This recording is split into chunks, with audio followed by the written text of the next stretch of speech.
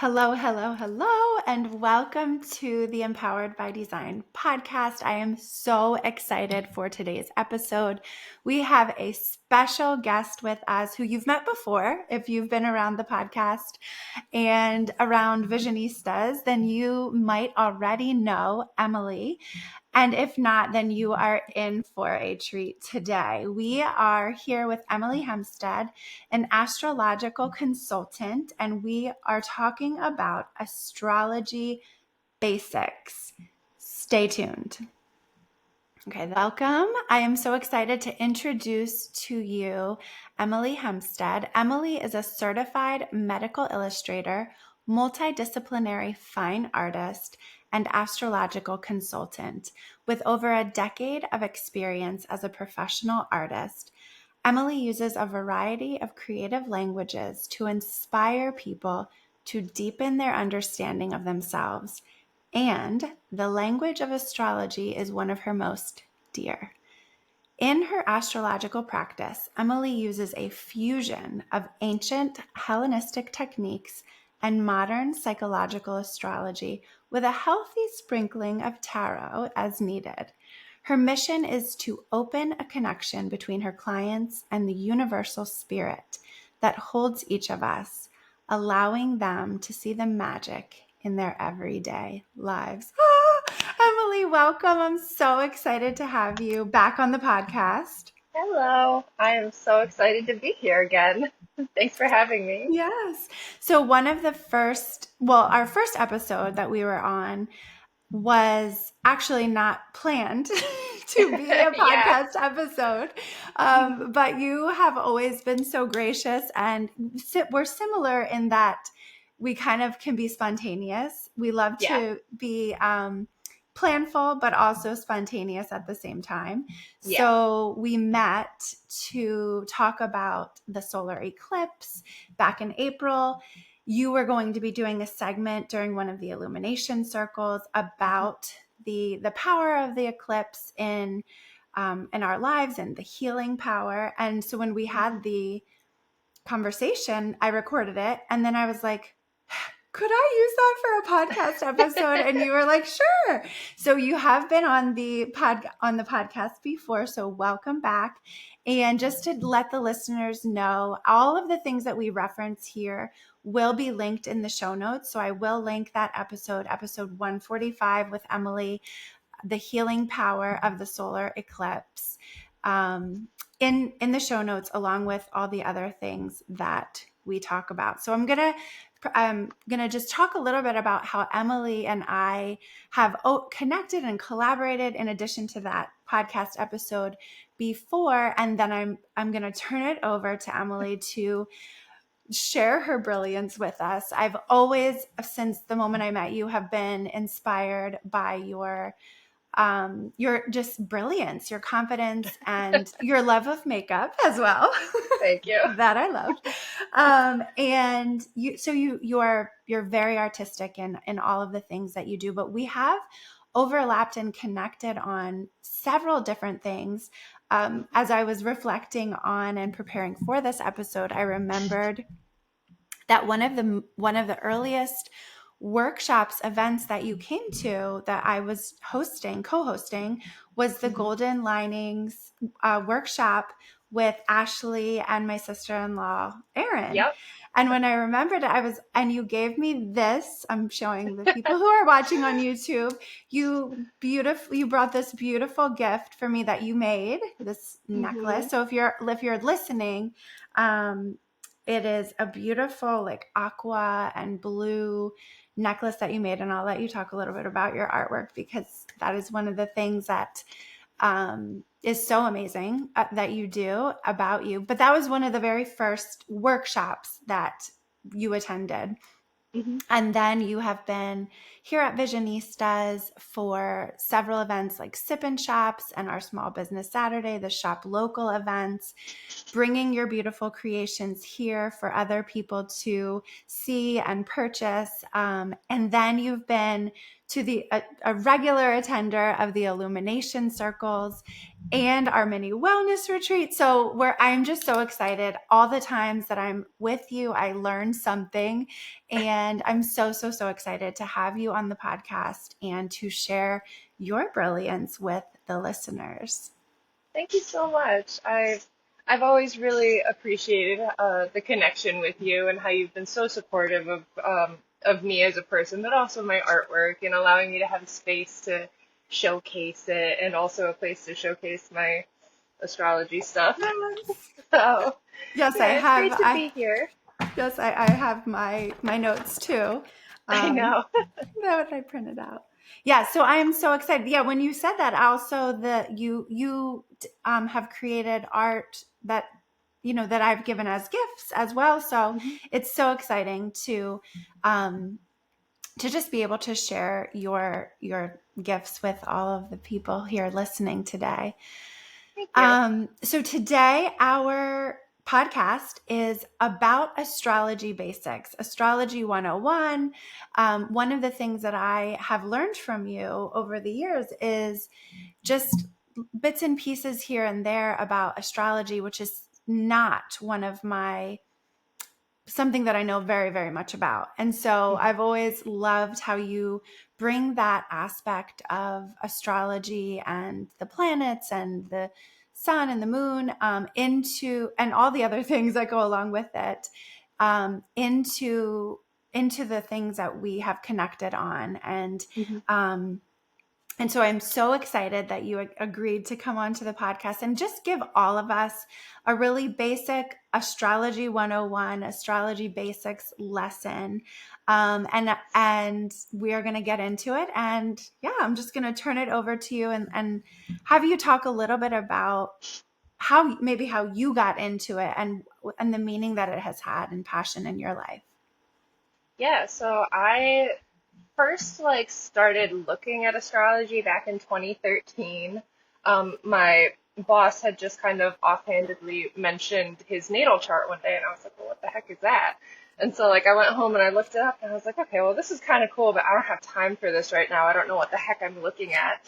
But then I went through my Saturn return between 2015 and 2017, and I actually found you on my first exact hit of my Saturn return in 2017. Ooh. Um, so I kind of, astrology found me again right around that time, and I just kind of was like, oh, it clicked.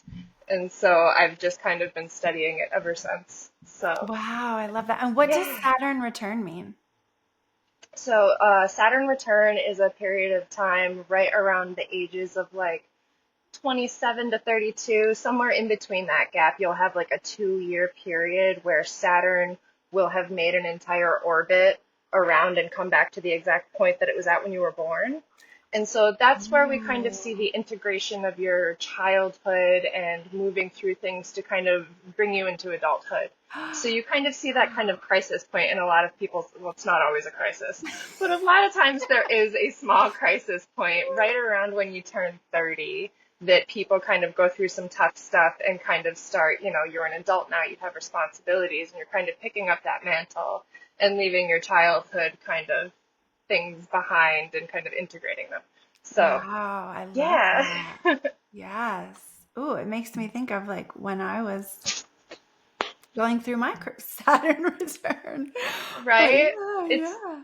That's one of my favorite things about astrology is as you look through transits, you can kind of start to see patterns in your life where oh, when this planet is here, I tend to see this kind of theme come up in my life. And it'll come up so differently each time, but you'll see the little thread kind of weaving through them. And it's so beautiful and sometimes really difficult, but also very cool to see that even when things are really difficult and very hard, you'll be like, oh, but there's still magic there underneath. Yes. And it also provides a sense of hope, right? And also Yeah, recognizing that nothing is ever permanent, right? Like we might be yeah, going through a crisis point, but it's not a yes, crisis forever. So yeah, that's exactly. Yeah, awesome. because you'll see the evolution of those things throughout your life, different themes that come back up over and over again. but they'll change a little bit each time, and you'll have a different opportunity to grow from it every time. So it's very cool. But Yeah. that's a Awesome. little of my history with astrology. So just to kind of get into the basics for like the total beginner who has no idea about any of this. So like, what is astrology? Mm-hmm. So it's an ancient art form of interpreting our lives through the lens of the cosmos. It's based on the idea that the placement of the planets at the exact time of birth can say something about the life of that person. So I have a couple of quotes because I love quotes. Me So the too. first one is from Hermes Trismegistus. He's a fabled mystic and kind of a philosophical figure. Nobody knows if it was a real person or a collection of people Hmm. or whatnot, but everybody's heard this quote. It's as within, so without, as above, so below, as the universe, so the soul.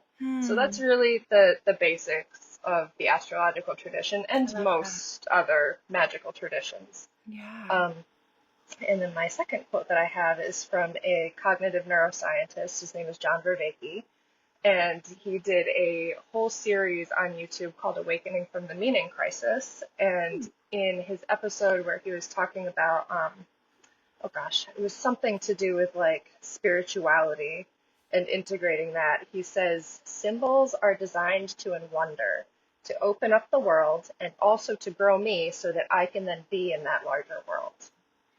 So Wow.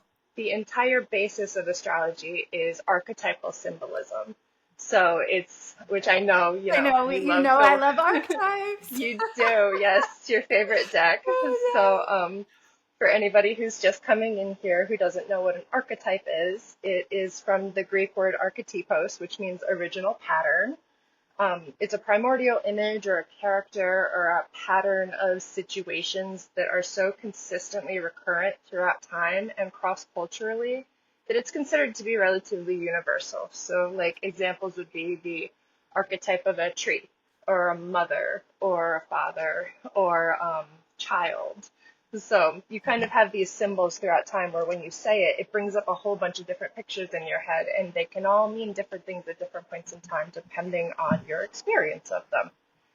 Um, so that's basically how astrology works. All of the planets, all of the houses, all of the aspects, they all have archetypal significations that go along with them. So you're basically making like archetype soup, kind of, just like mixing them together. And I love that. so, yeah. Yeah, because it really, if you think about it really fits in so well with the theme of our season 8 on the podcast, which is basically an archetypal soup of its own, right? So, as you Yes. know, when we were talking about, well, you listened to the podcast, and when we were talking about planning it, we picked eight.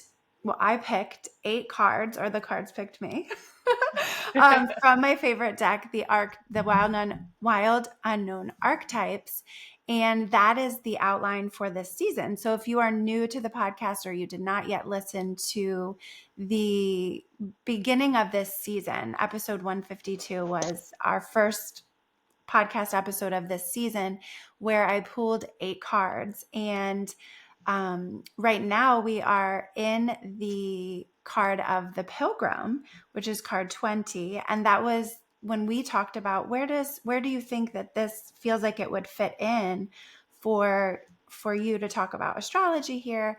That was what came up for you, the archetype of the Pilgrim. Yes, exactly. Well, Yes. when you were reading the description of it and had sent me like the little picture of it, I was like, oh, this card is perfect because it's all about kind of how it's all about making a journey, but it's also about like the wandering between archetypes and things like that. And I Mm. love that the astrology is something where you're always kind of seeking. So you're never going to quite put a pin in something and be like, I know how that is, because it's going to change all the time. And if you think you know something, the universe tends to give you a little Slap you. swat to let you know you don't actually know. So, Well, it's actually also really comforting for me to hear you say that, because sometimes not sometimes, I always love learning. And then there's that part of me that sometimes is like, when am I going to stop having to learn, like learn these lessons, Never. but never, right? So it's beautiful to hear if any of you out there are similar to me and that you love learning. And then sometimes you're like, why am I learning this same lesson over and over? What am I not getting? But it's a journey throughout this world and throughout our time here together is to make meaning of what's happening for us now. Yeah, I love that. I love exactly. that. So, through these different archetypes, as you put them together, they can weave stories about both your kind of your psychic life, so your mental health and kind of your spiritual journey and things like that, but it can also show the stories of the very concrete things in your life, like your relationships to money, your partners and their qualities, your Mm. friendships, your communication style, your physical and your mental health. So all of these different things you can kind of examine and kind of ponder and maybe give yourself a little heads up if you see something kind of difficult coming down the line. Be like, maybe this is when I have to tap into these other resources to make sure I have support just in case there's something kind of difficult coming down the line there. So it's a very, very helpful tool that just it's inexhaustible. Mm. So it's very cool. Um, so what is a natal chart? Yes. So, a natal chart is a projection of the planetary bodies, which we all know is kind of out there in infinity. But it's projected down onto the 360 degrees of a two-dimensional circle.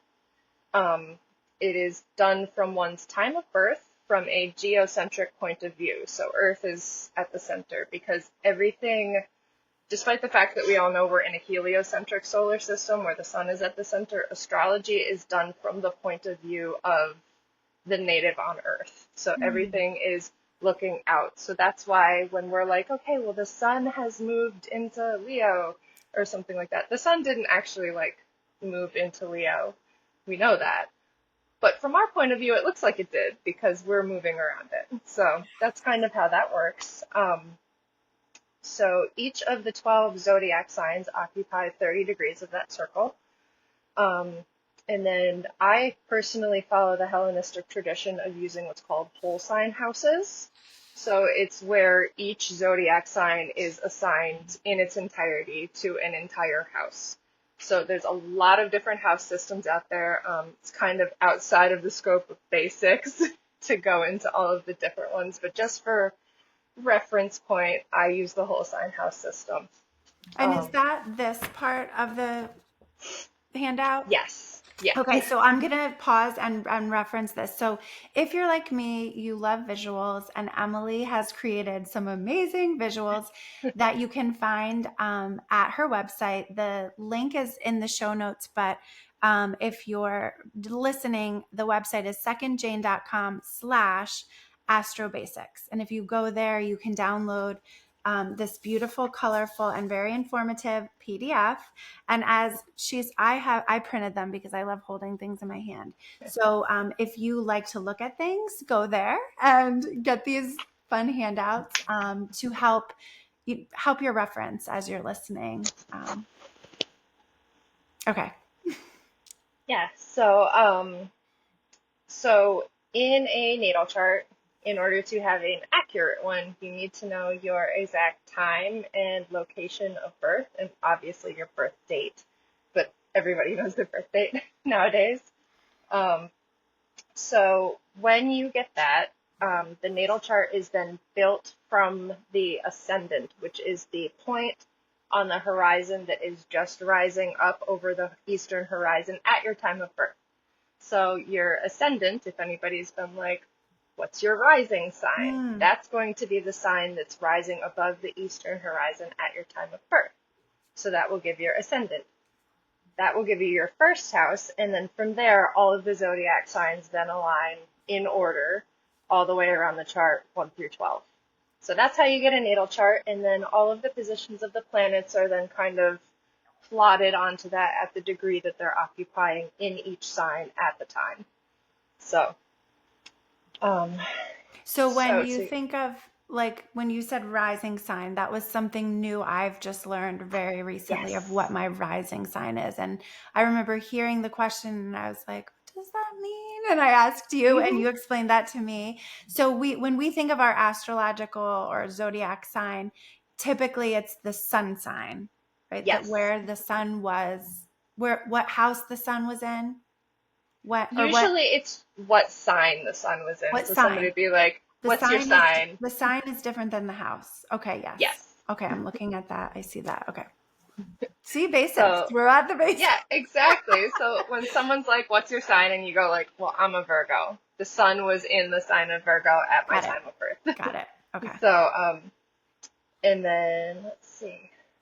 So just to give like an analogy, and I'm not the first person to come up with this analogy, it's used by tons of astrologers out there just because it's a pretty good one.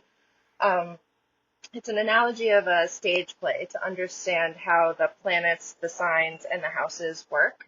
So if you have the planets, they are the archetypal actors that are in this play. And then the houses are the situations that those actors, I don't know why there's balloons I happening don't in know my either. background there, That's funny.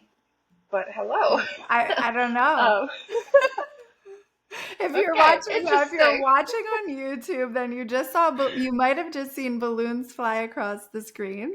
That was Um, very and if interesting. you're listening, then you didn't, but we did. Okay. So the planets are the archetypal actors. The houses are the situations that those actors then find themselves in. Apparently, the number two I on think your it's like fingers is maybe what the brings it peace up. sign. I don't know. Yeah, that's funny.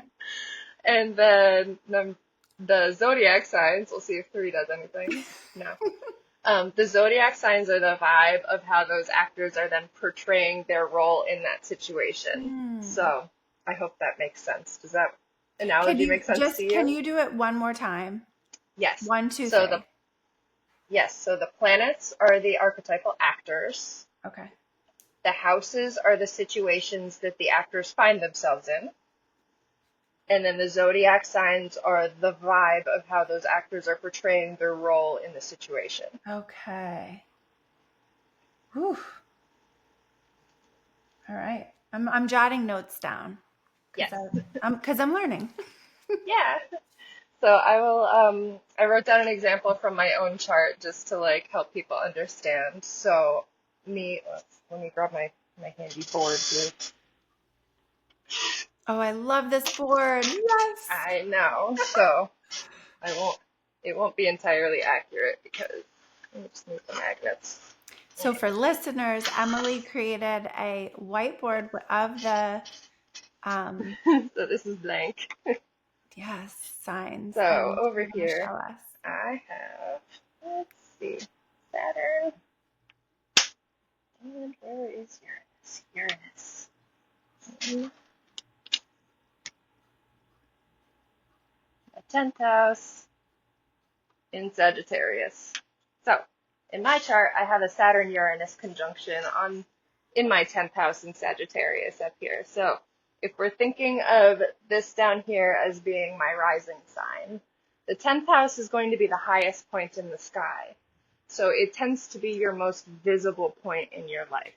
So that'll be things like your public persona, your social media presence, your career, the things that when people go like, oh, I know this person because like, you know, I'm friends with them on Facebook or something like that. Things that people who aren't like in your immediate life would know about you.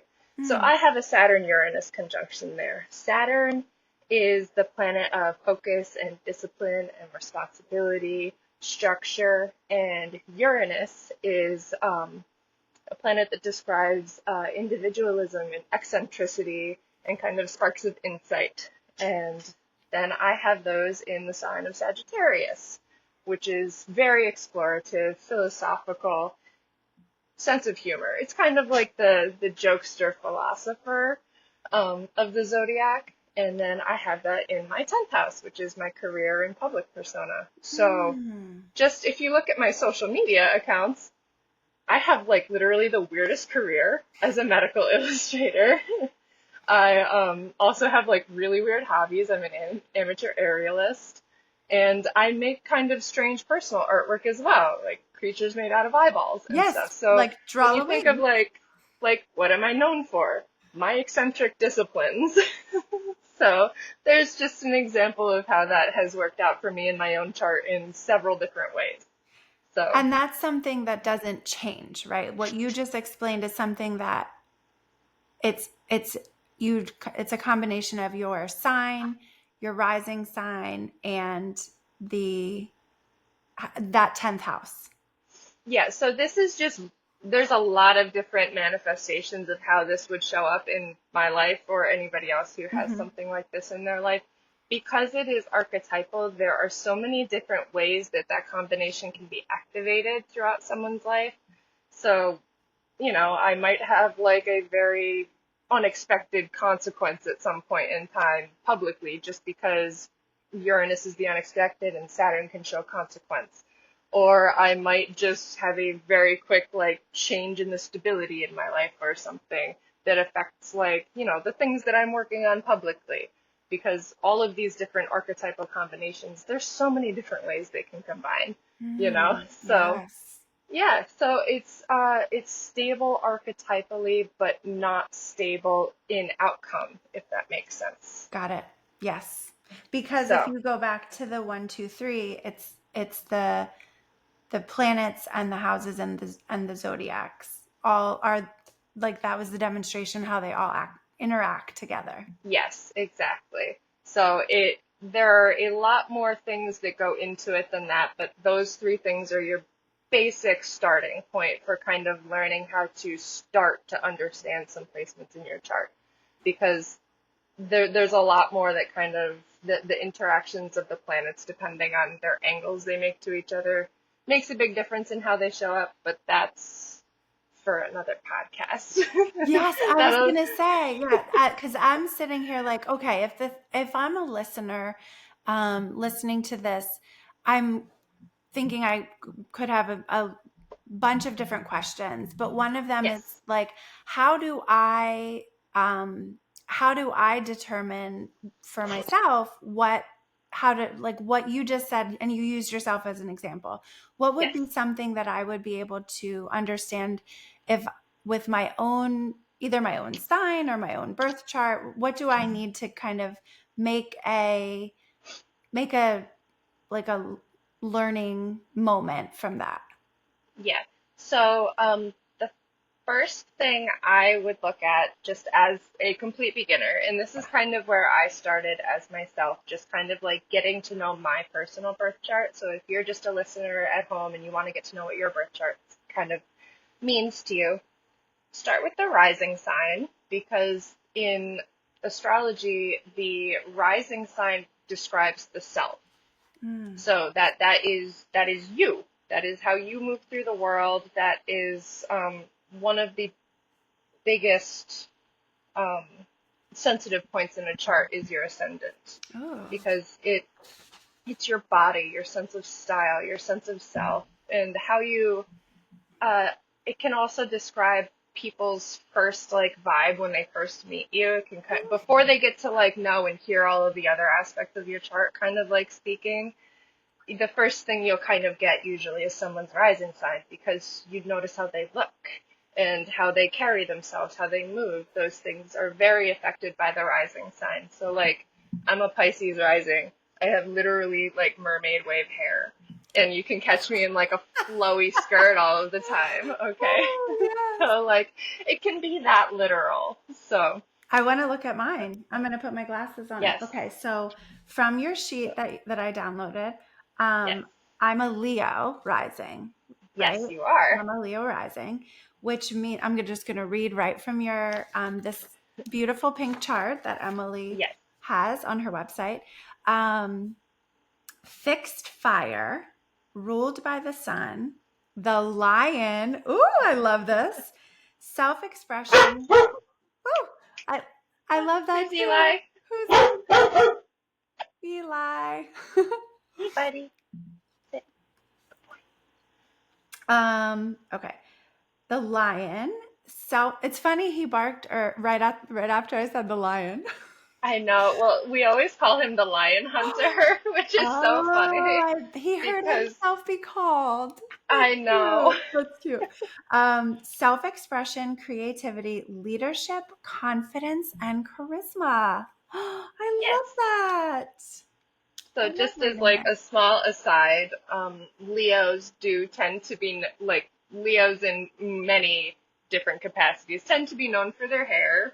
And like the first event that I went to of yours was in a hair salon. Oh my gosh. Yes, my hair has been just one of the things throughout my life. Oh my gosh. This just reminded me, I have to share this because this is one Yes. of the things that was one of the most now funny, but not funny when it happened memories.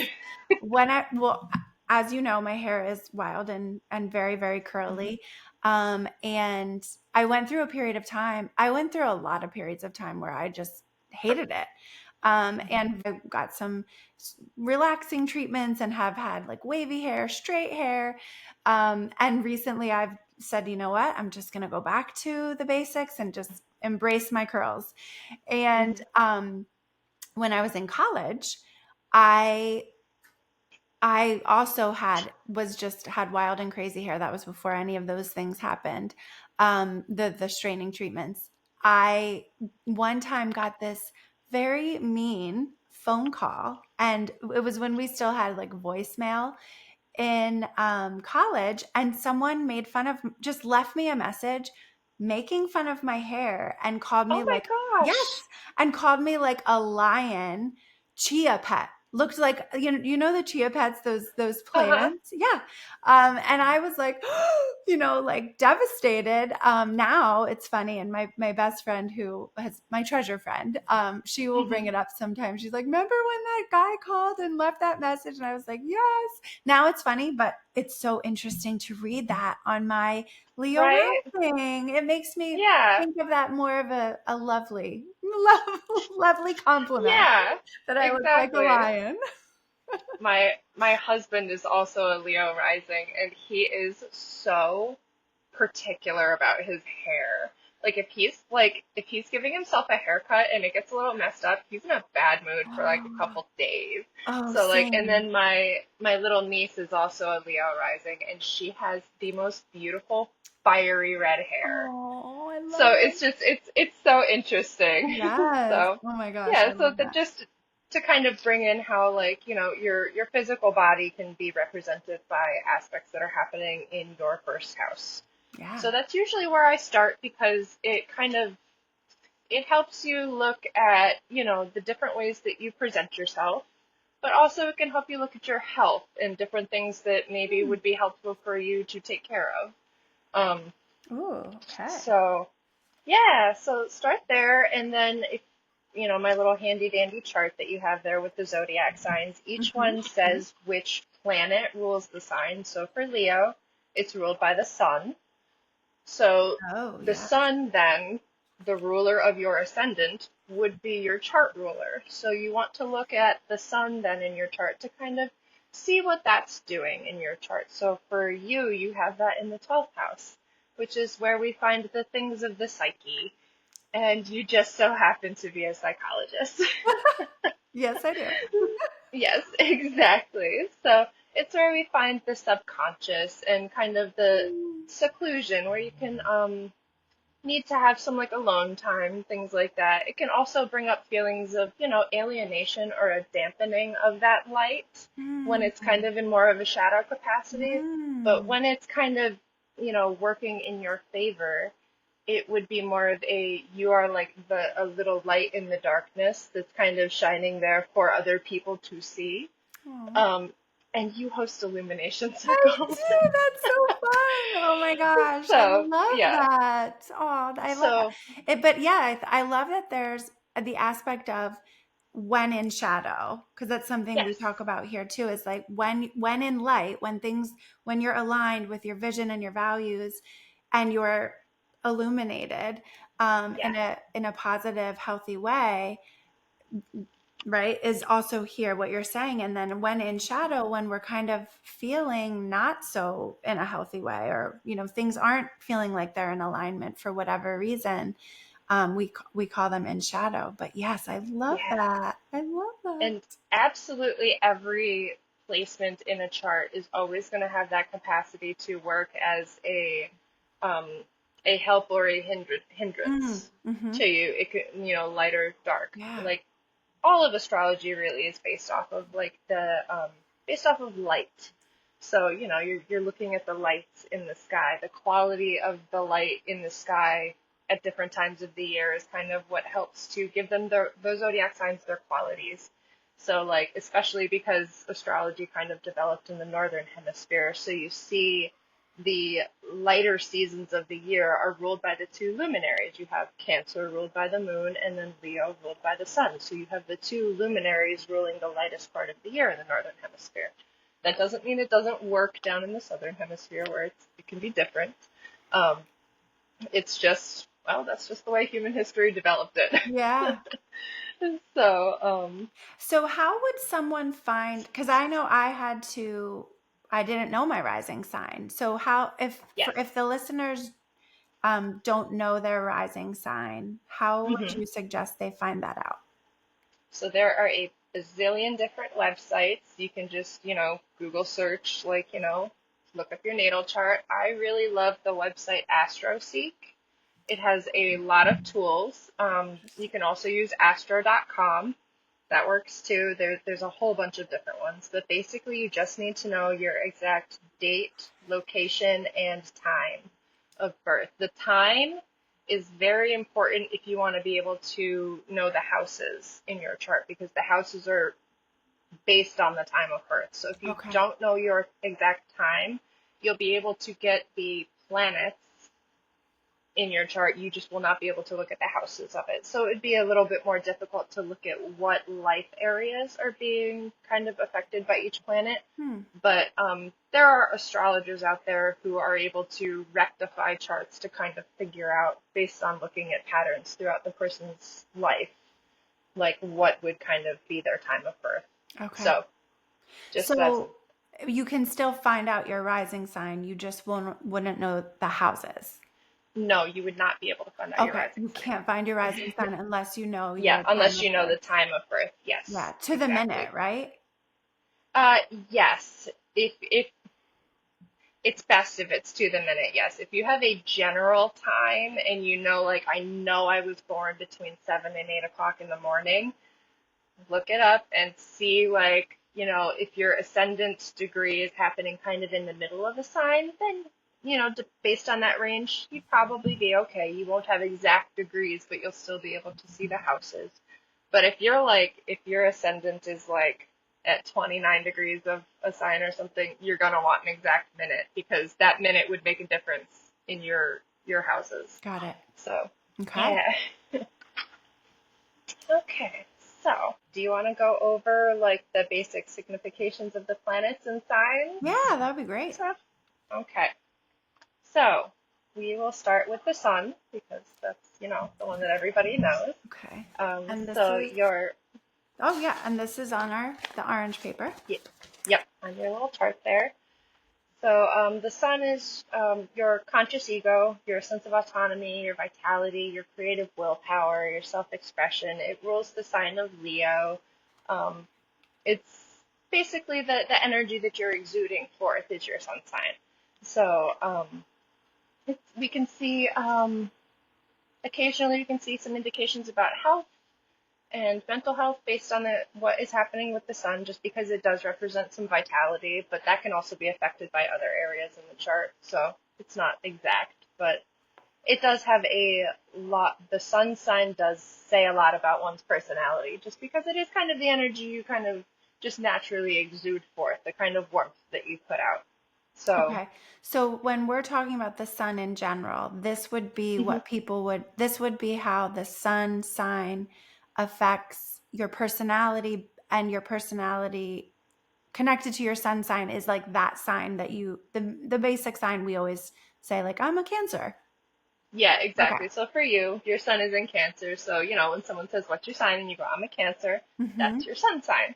So, Got it. Got it. Cancer is a sign of nurturing, and it's associated with the moon. So it's a nurturing sign, very aware of cycles and very in touch with emotions and kind of Mm. the ebb and flow of the energy of life. So having your sun sign in Cancer, there's always the stereotype that like Cancers are emotional.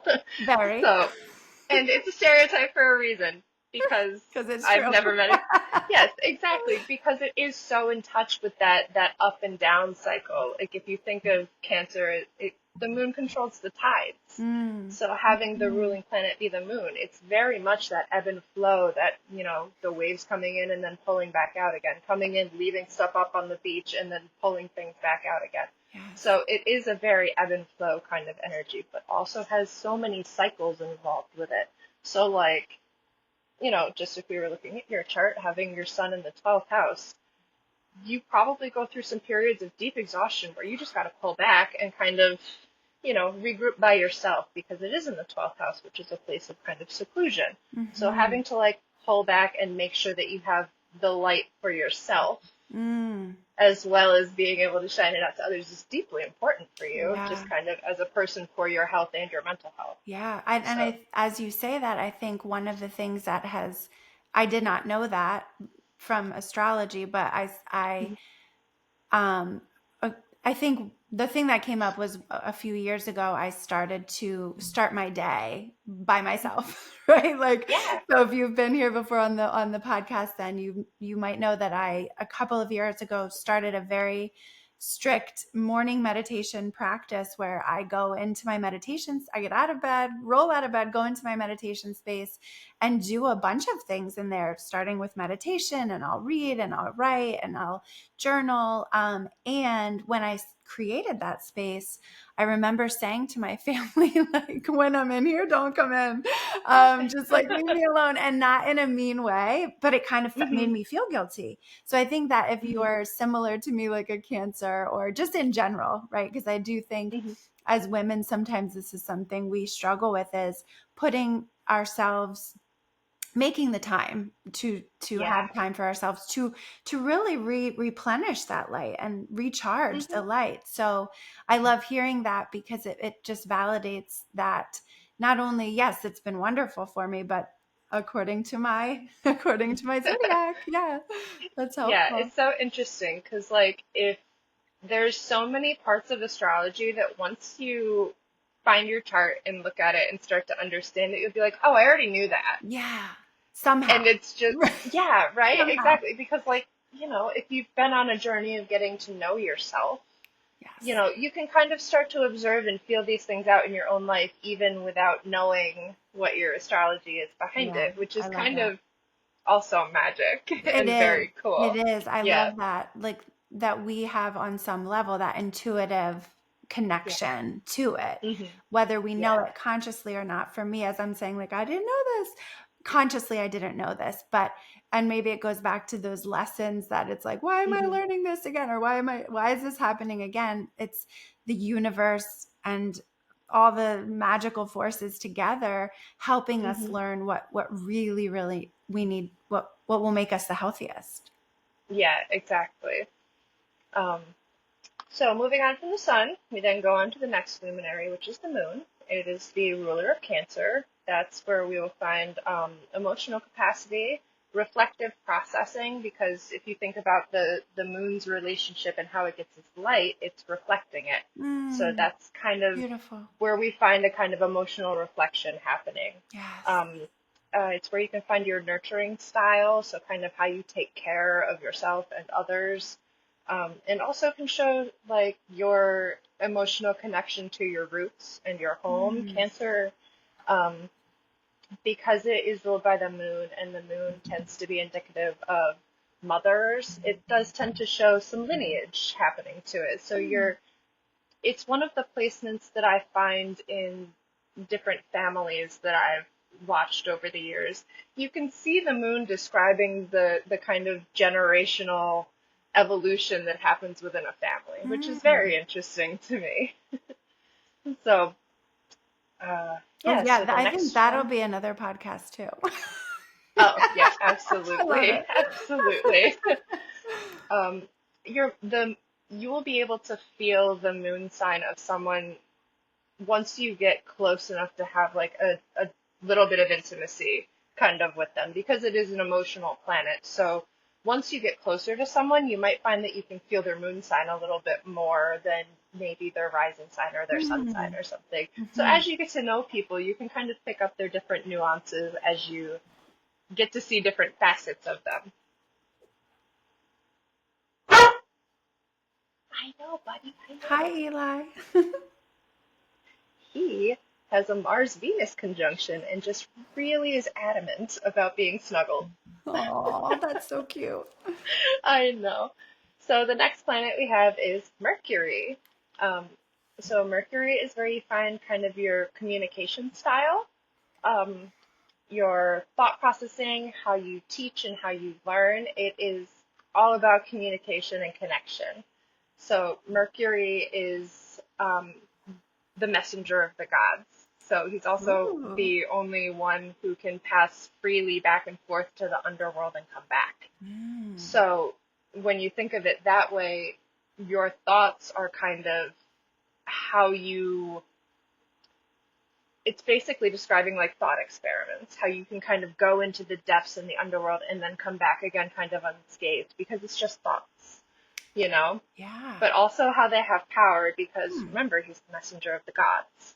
So Yes. there's a lot to Oh, I love Mercury that. signs. Yeah. And that's why Mercury retrograde tends to Huh. wreak a little bit of havoc in Yes. people's lives because it interrupts that communication and I kind love of that. you see things kind of like, you know, maybe your internet connection gets a little fuzzy and ruins your work day, or maybe you have like a typo that kind of messes up a whole bunch of things that you weren't expecting. So like that's why when everybody's freaking out about Mercury retrograde, it's just because communication is so important and so connective, and when that gets interrupted, it can really kind of send a lot of different areas of your life kind of haywire.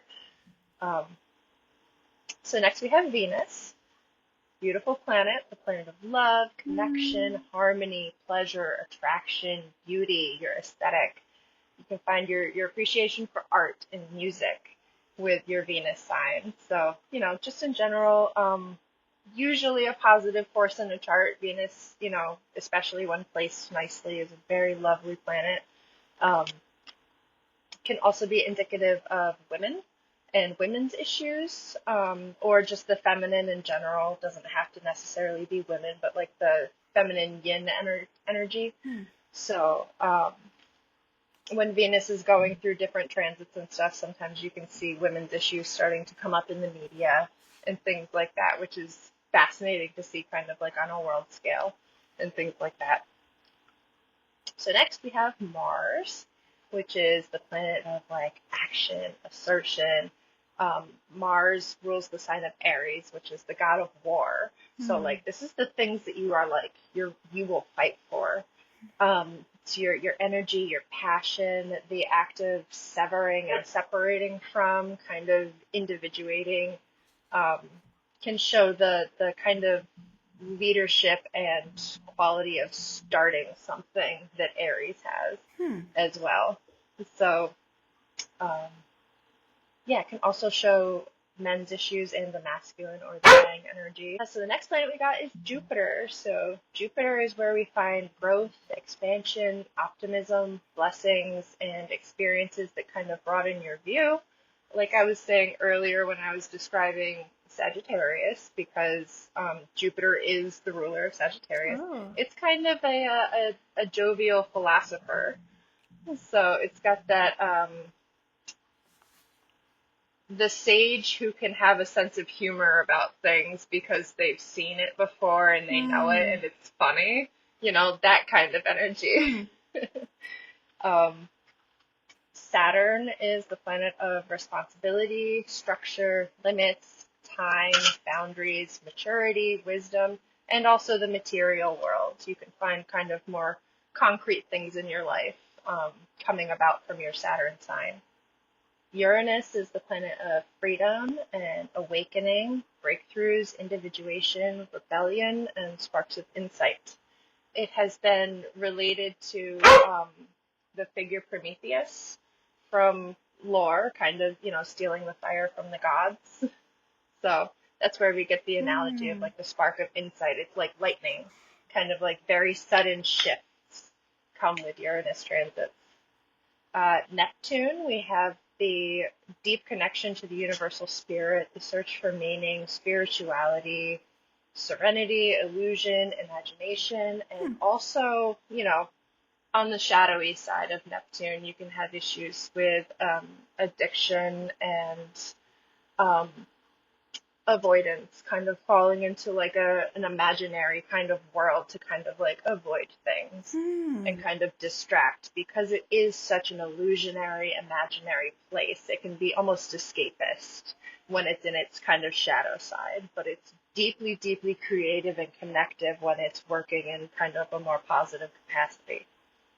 It And reminded with, me of when we pulled the Neptune card at one of the yes, circles. Yes, and it's exactly. funny because it for me it came up a few times in Hmm. like in succession, the Neptune card. So that's Yeah, interesting. Because I wonder, yeah, it made me think like, so as you're going through the planets, and yes. where would, because I felt like that really resonated with me, but how would I know if I'm looking at my birth chart? Why does that feel like Neptune is like has power in my life? Oh, Does goodness. that make Well, sense? you have, yes, you have Neptune, Neptune and Sagittarius co-present with your moon. So that kind of deep connective spiritual energy is very present in your emotional life and as part of your like reflective emotional processing. So that Hmm. having that kind of Neptunian Ooh. energy there, for you can be a place that you kind of find an emotional nourishment from when it's working in like a healthy capacity. Yeah. So did you say Neptune and Sagittarius are both in my moon? Because I think my moon sign is my moon sign Sagittarius, but they're together in my Yes. moon. Okay. Yes, you have Sagittarius is your fifth house, and you have both your moon and Neptune in your fifth house in Sagittarius. Okay. But Sagittarius is my moon sign. Yes, it Okay. is. But they're Yep. together. So then Neptune and Sagittarius, because that's interesting because I can see that with the going back to the Sagittarius, and that was when you brought that up when talking about Jupiter and no, wait, Yeah. Jupiter, yeah, Jupiter, Yes. and the sense of humor. I love fun. I love laughing, but Yes. also have that side of me that is really loves to be in my imagination, right? Like I Yes. just love. Sometimes I will say I could live in my imagination sometimes. So it can be fun and good and positive and Yes. healthy, but also when it's avoidance of something uncomfortable, is Yeah. when it could be then in shadow. Yeah, Yes. I love that. Exactly. Ooh, yes. Yeah. So next planet we have then is Pluto, which is the planet of kind of creation and destruction, that transformative quality of needing to tear something down, rip it apart, look at all the pieces, and then put it back together in a different way. Mm, Um, it can also show power dynamics, so kind of how we are.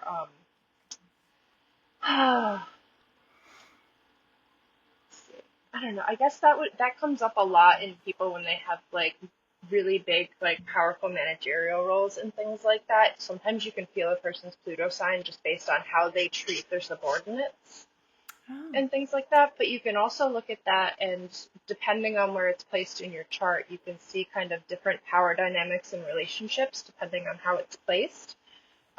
It can also show where you kind of have a place of like a rabbit hole or kind of an obsessive tendency.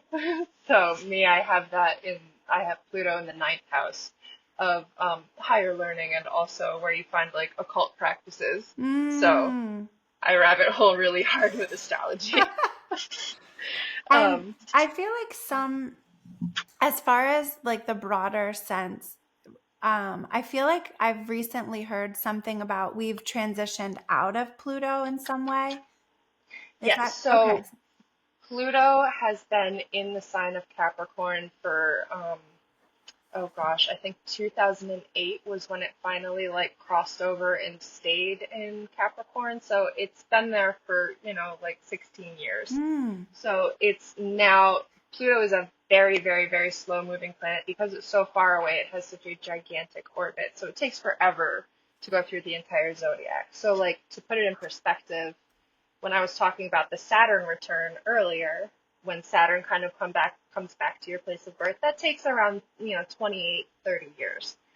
Pluto, the United States just went through its first Pluto return. Wow. Oh, I just got the Yes. chills in my legs. So Oh my it goodness. takes like almost 250 years for it Wow. to kind of go all the way Oh. around.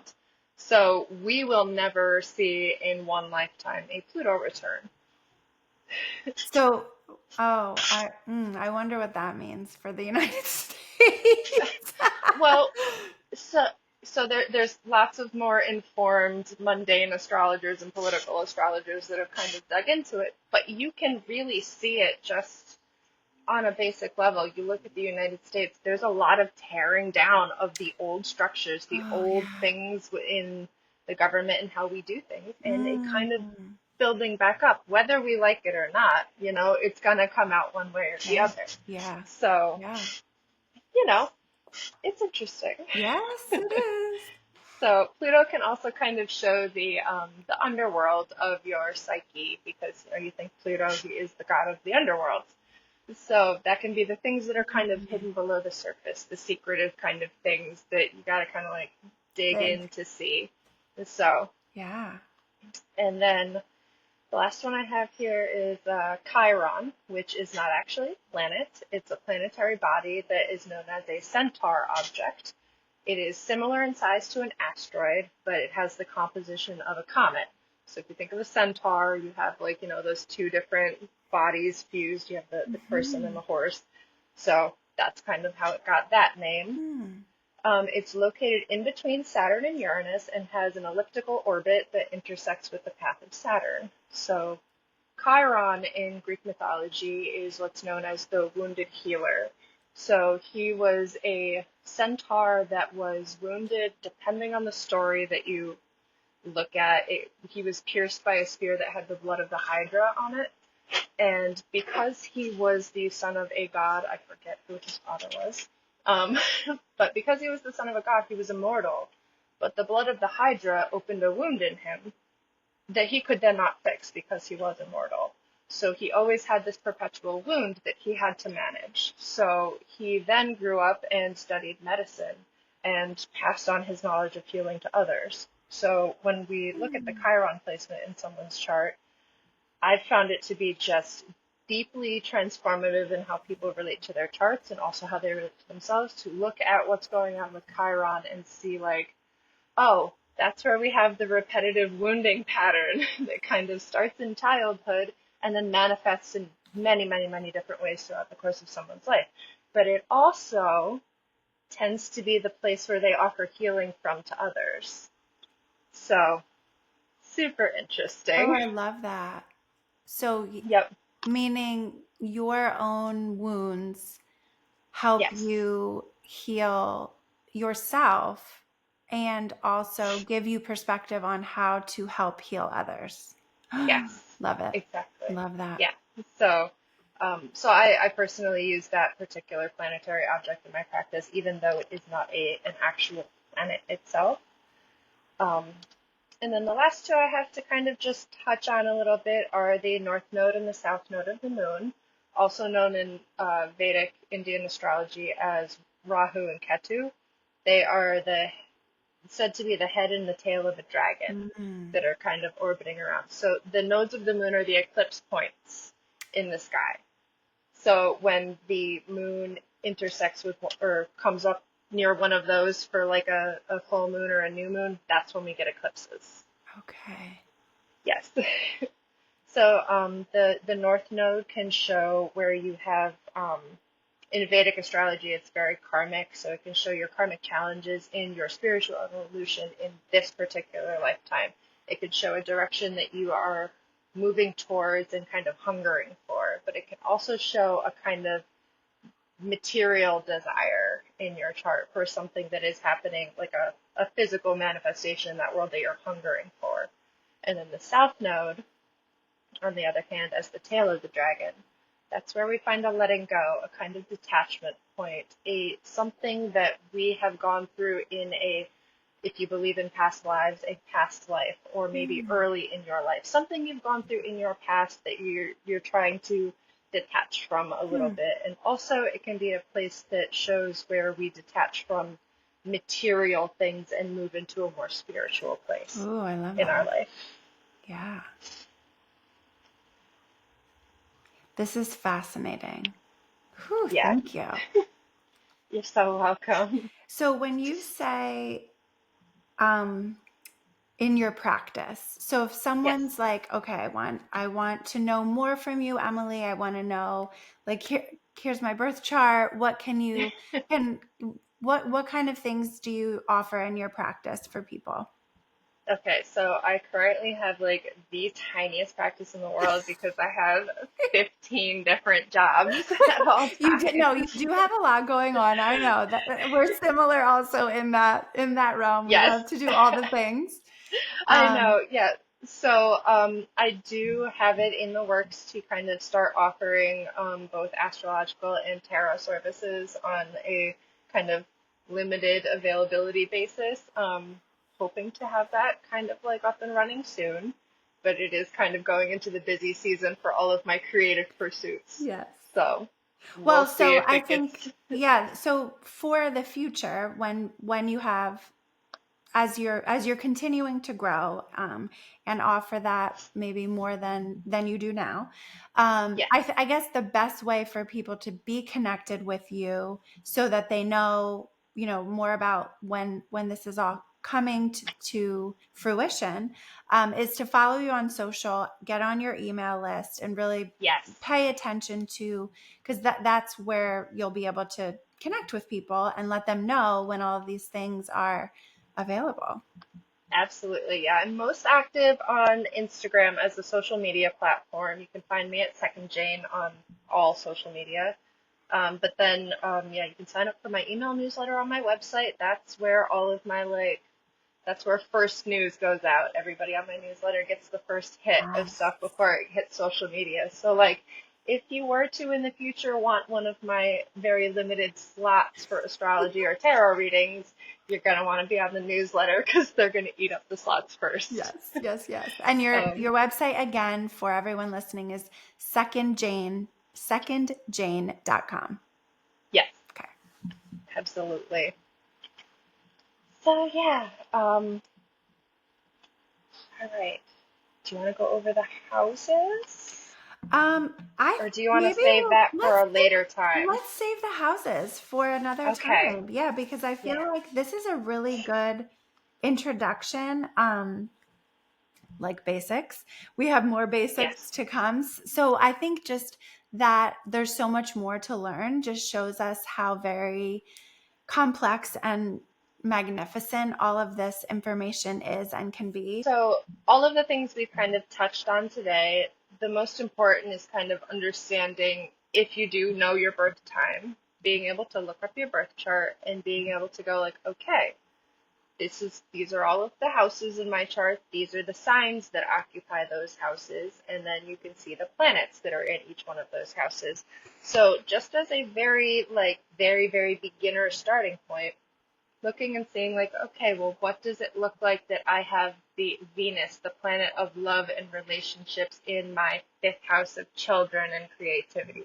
What would that look like in Okay. my life, All Or right. like, when we were looking at your chart, like, what does it look like to have your sun, the luminary, in a place of seclusion? And the depth of the psyche in your chart, like, what does that look like for someone? So, yeah, that's Yeah, and like you kind of the jumping off point before you get into the more complex stuff. Yes, I love that. Because I think too, as you're talking, it's helpful to say, like, oh, that makes sense, right? Like we had a few of those moments today during the episode of, Hmm. okay, that makes sense, or I understand that Yes. connection. And then the more that we talk about it, the more that we learn and grow, we can also then make deeper meaning, right? So it's like any kind of Yeah. pursuit of self-awareness. This is just another way to know more Yeah. about yourself, which I love to always say on the podcast is there's not just one way to heal and grow and shine and fly and learn and deepen your self-awareness. There are so many different ways out there. And that's one of the things that I love to do is have them all here, as many as we can, to Hmm. just give you a little bit of a taste. And if it's something that you're thinking like, wow, that really speaks to me, I want to know more about that, then yay, we're doing what we are meant to do here, and Yes, spreading awareness and spreading the tools and the knowledge and the love and the light. absolutely. Yeah. Yeah. So I have a couple of astrology books for beginners, and I'll send them to you so you Oh, can good. have a little list for people. Yeah. But I really love the book Astrology: Using the Wisdom of the Stars in Your Everyday Life by Carol Taylor. Fantastic, like beginner book. Um, really like good information just to kind of like start with. You Were Born for This: Astrology for Radical Self-Acceptance by Chani Nicholas. Also a great book to kind of start out with. That one, as it sounds, is really kind of a personal growth kind of like Mm. tint to it, which I think is going to hit with a lot of your podcast listeners. Um, Astrology for Real Relationships: Understanding You, Me, and How We All Get Along by Jessica I Lanyadoo. love That that. book is like, that one is fantastic because it has the placements that you can look at for yourself, for your friends, Mm. and then for your romantic partnerships. Oh, I So need you that can book. see, you really do. I It's really do. wonderful. I really do. Yes, yeah, you really do. It's great because you can see like, okay, well, I have Mercury in this particular house in this particular sign. How does that show up in my romantic partnership versus my friends Yes. versus with myself? So it's Mm-hmm. really cool to Oh, look I at the love that. different life areas and see that. Yeah, So because it's a great book. one of the questions that I had jotted down that sparked my in my mind during our talk is, yeah, what as you know, we're love and relationships. We love them here. We love here. So it in my mind, I'm like, okay, what about my partner? So I love. Thank you so much for that book reference. Yay. Oh my gosh, you're so welcome. It's a great one.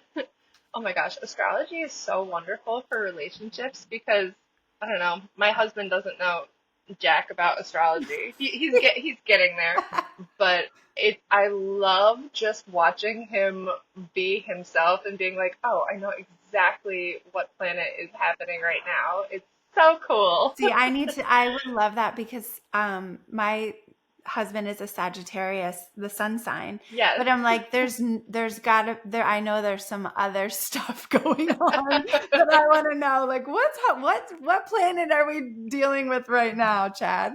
Yeah, exactly. I love It's it. super cool. Yeah.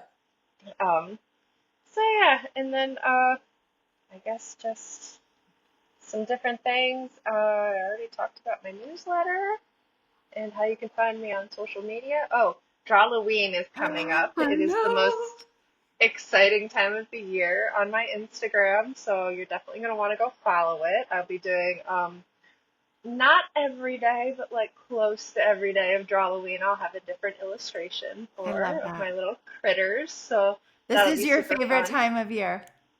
It is. I love Halloween time. It's the best. It's just like the most creative time of the year when everybody gets like a little creepy, but also kind of Yes. humorous. I Yes, love it's it. like when we're allowed to let those, allowed slash encouraged to, yeah, to Yeah, let exactly. it all hang out.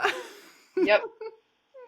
And then I'm also going to be switching over my artwork in the promenade shops at Saucon Valley very soon. I'm in a co-op gallery there with the Lehigh Art Alliance, Love and we're going that. to be switching over for our fall-winter exhibit soon. And we are going to be having an opening reception that's open to the public on Friday, October 4th from 4 to 8 p.m. Yes, I love that. So So if if you anybody are wants to come see artwork, I love it. If you are in the Lehigh Valley, definitely mark your calendars to head to the promenade shops in Saucon Valley and check out Emily's art along with all the other artists there. So what a fun, yes, I love that. Yes.